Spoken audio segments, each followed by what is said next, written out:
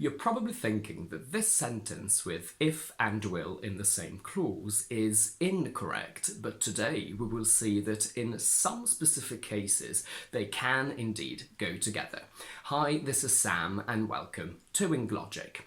We're always taught never to use if and will or would in the same clause, but in today's very advanced usages of conditionals, I will give you permission to do it. If you're interested in learning more about conditionals in general, I have a whole playlist over here where we analyse the logic behind them and the secret conditionals that no one talks about. As a quick recap, in every language, conditionals are just a fancy way to express very basic concepts. So in English, if you want to talk about an event that is possible in the present or future, we use the first conditional, which in English is created with if and simple present plus will. So if the basic concept is maybe I'll win the lottery, so maybe I'll go on holiday, the conditional in English becomes if I win the lottery, I will go on holiday. And it's a terrible mistake in an English exam to say if I will win the lottery, I will go on holiday. So please make sure you do not say it or write it anywhere. This is the logic of a standard first conditional that we need to hang on to, because now we will start challenging it. And make sure you stick around because there are more cases than just the one we looked at the very beginning. And I will leave the two most logically interesting ones last. Let's start by dispelling any doubt about these sentences which all end with if he will show up. These are all correct because these are not even conditionals to begin with. These are indirect questions, and you can tell by the fact that you can swap if for whether. In polite requests, will doesn't refer to the future, but it refers to the meaning of be willing to, and it's something that staff will say a lot in a restaurant or hotel, for example. They will say, if you will follow me, I'll show you to your room. If you will come this way, I'll take you to your table. Or if you are in a meeting and you want to be very polite, you can say, if you will excuse me, I'll take this call very quickly.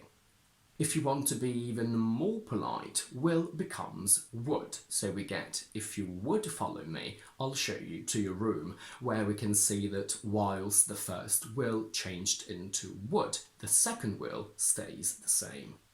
What do you think this means? She's very nice, but not very smart. A bit simple, if you will. The stock phrase if you will, which has no contraction, so you can't say if you'll, it has no other verb after it, and it's a little bit old-fashioned, is an expression that we use when we describe something or someone using unusual words or an unusual way that we don't think other people would use or agree with. If you will eat so much, of course you'll put on weight. This is not an extremely common expression, but here will means insist, so we can rewrite the sentence as if you keep eating so much, of course you'll put on weight.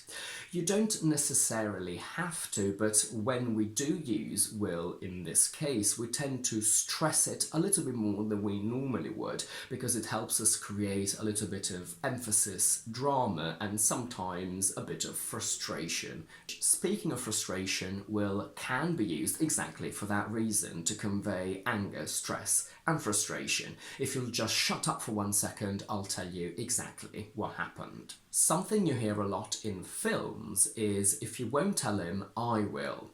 If somebody won't do something means if somebody refuses or isn't willing to do something. So that sentence simply means if you're not willing to tell him, I will. It's now time to talk about my two favourite cases, and we will start from our initial sentence, I leave if it will help, and we will compare it with a standard first conditional. As a little experiment, I would like you to pause the video, see if you can understand the difference between these two sentences on your own, and then see if your guess matches mine. In the second sentence, if I win is the condition and it must happen first. I'll go is the result that will only happen in the event that if I win. happens. So winning must happen first and going will happen second. In the first sentence, on the other hand, I leave is what happens first, and if it will help is the result, which happens second. So it's the exact opposite of a standard first conditional, and this is when we can use if plus will, when they introduce the result. I'll take the week off first, and as a result, that will make you happy. I'll give up smoking first, and that will save our marriage as a result.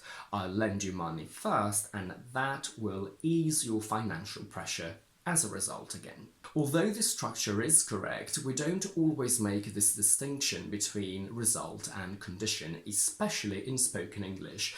We normally would say, I can lend you money if it helps, or I'll take the week off if it makes you happy. So you will probably hear a standard first conditional more often than not, but it's completely up to you to decide if you want to be extremely accurate and use if plus will in these cases.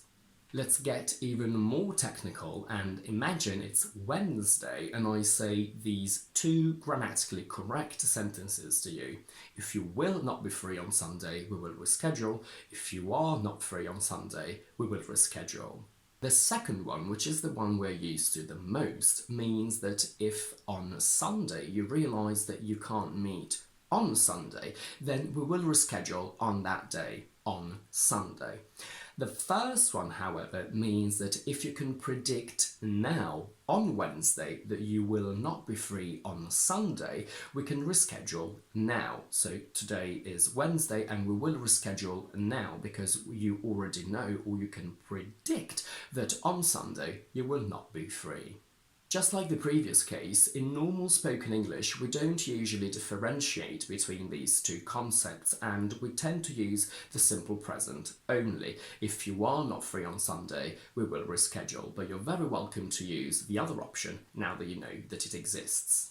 Before we go, although all these cases with if and will in the same clause are absolutely correct, and we do use some more than others, I'm not entirely sure you should do that in an English exam. I don't specialise in exam preparation, so you should probably talk to teachers that do that, but I don't know whether they would be impressed by the fact that you know English so well that you can use if and will in the same clause when needed, or whether they will think that you've just made a standard, very common mistake which goes against everything that we're taught in school, which is, again, the fact that if and will do not go in the same clause ever. So again, just double check with the teacher that knows more about this topic, because I wouldn't want you to make, well, a mistake in an English exam even though it's not really a mistake. And that's it for today. If you like this video, please don't forget to give it a thumbs up and to subscribe to my channel down below.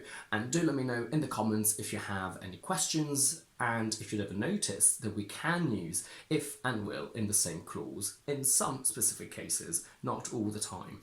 In the meantime, I will see you on Tuesday with another explanation video.